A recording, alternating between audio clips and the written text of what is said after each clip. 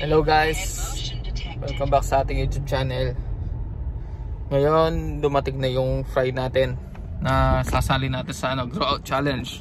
So sumala tayo doon para masubukan natin yung grooming challenge, yung natin, yung pag-groom natin. Bali ito yung guys, ayun. Pick up ko lang siya. Tapos papunta ako ng work ngayon, mamaya i-set up ko siya. Ngayon on the way ako sa trabaho, pinick up ko siya dito sa Angeles. So galing to ng Manila, dalawa kami nung taga Angeles na nagpa-ship nito. So hati na lang kami sa shipping fee. Bali itong entry nito guys, ginawang raffle yung pagpili ng mga fry. So I think more than 120 mga kasali. Then yung pagpili ng mga fry, syempre mayroong mga magagaling sa pagsipat ng mga fry eh. So para maiwasan yung ganun ginawa nila, pinaano nila guys, parang raffle yung ruleta. Kung anong napiling, kung anong natapat sa'yo, yun yung fry mo. So yun guys, balikan ko kayo, pasok mo tayo sa trabaho. Tapos sana buhay pa to, silipin natin mamaya pagdating natin sa office. So yun guys, babush! Babush! Hello guys, bali ito, nakarating na tayo sa office. Park lang natin ipakita ko sa inyo yung laman nung kinuha nating isda. Nasali sa grow out challenge. Bali ito yung guys, kasi nyo styro pa. Galing ng Pampanga. Tara, silipin natin guys kung buhay pa yung isda. So ito yung laman guys. Ayan sa inyo. Yan yung laman. Yan, tignan natin kung ano yung tsura ng isda. Sana buhay pa. Tadaan! Ayun. So number 11 ako. Bali itong isdang to pang number 11. Mukhang masigla naman yung isda guys. Pansin nyo.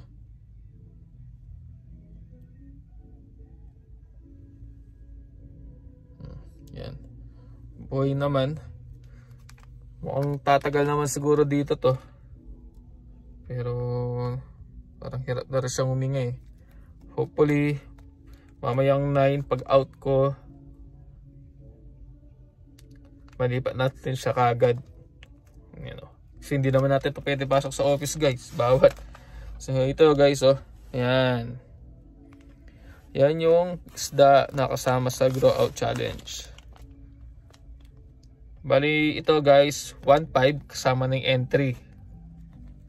Kasama ng entry nun. Tapos post ko dito sa video yung mga criteria saka yung mga possible na awards. Kasi meron tong meron din free marking category, mga ganon.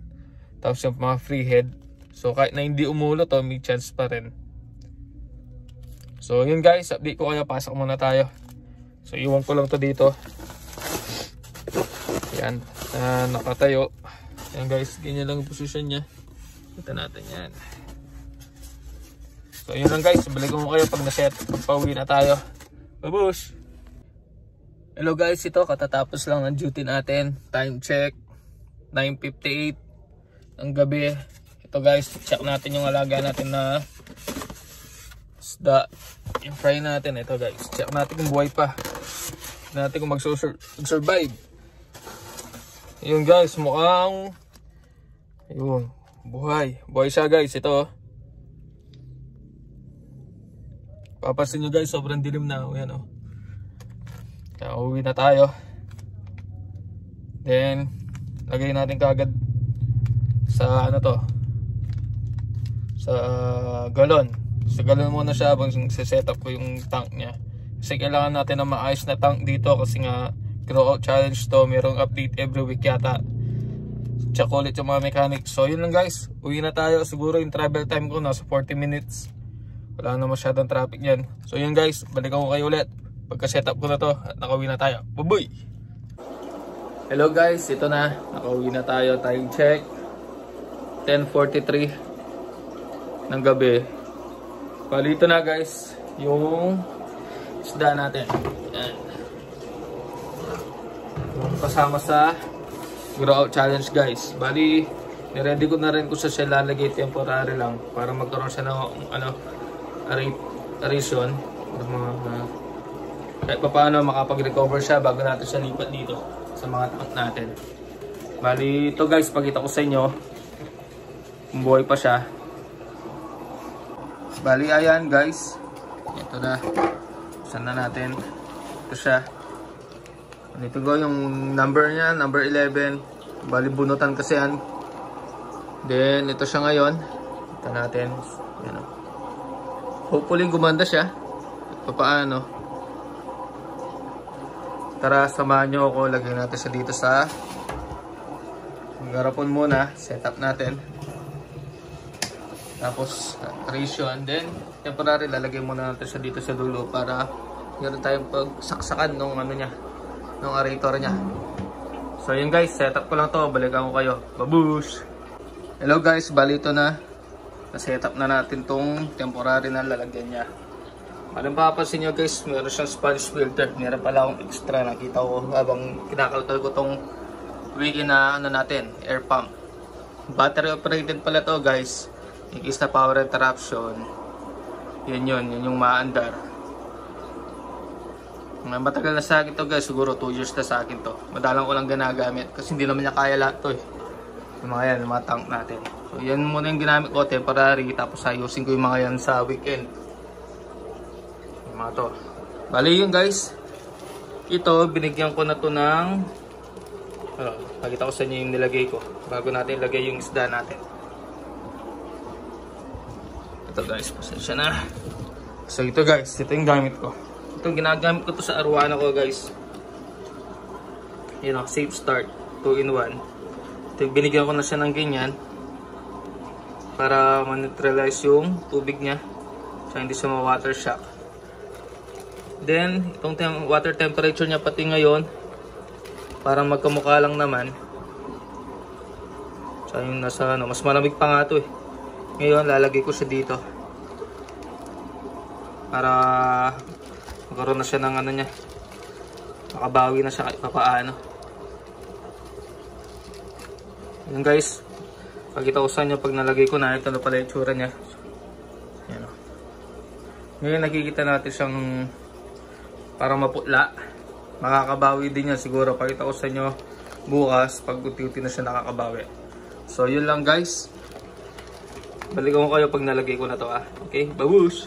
Bali ayan guys, nalagay na natin siya sa galon. Ito siya guys. Yan o. Masigla naman siya guys. Hopefully makarecover siya kagad. Then lilipat natin siya dito. Papasin nyo to, lilipat ko. Bibili ako ng divider.